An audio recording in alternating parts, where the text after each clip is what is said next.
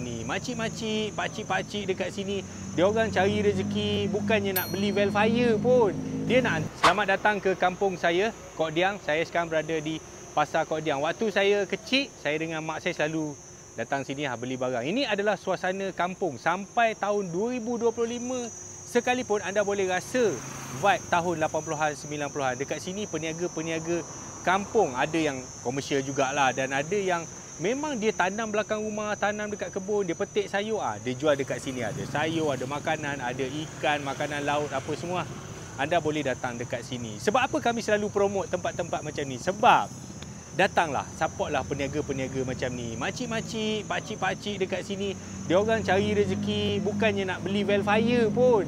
Dia nak hantar anak dia pergi sekolah, hantar anak pergi universiti apa semua. Kalau korang sanggup sampai pergi market dekat Thailand sana, beli barang apa semua, apa salahnya datang kat sini? Datang dekat sini. Pasar Kok Diang, my hometown. Ini nama dia Anggur Kok Diang, bukan nama dia Riang Dot. Jadi makan dia macam mana? Kita cecah dengan garam ataupun dengan belacan. Hampa orang KL mana tahu, kami orang Kok Diang kami tahulah. Jadi anda boleh nampak meja-meja kecil macam ni, dia orang memang buat sendiri. Maksudnya tengok telur itik, ikan masin kecil-kecil dia buat sendiri dekat rumah apa semua. Siap dia datang pasar jual. Sebab tu kita kena support peniaga macam ni. Tapi kalau anda datang kena ingat, pasar ni dia buka pagi sampai tengah hari lah. Tapi hari Sabtu dia tutup. Dia cuma off hari Sabtu. Sebab hari Sabtu ada pasar lagi dekat Balai Polis sana. Sebelah Balai Polis tu. Bukan pasar, dia panggil NAT.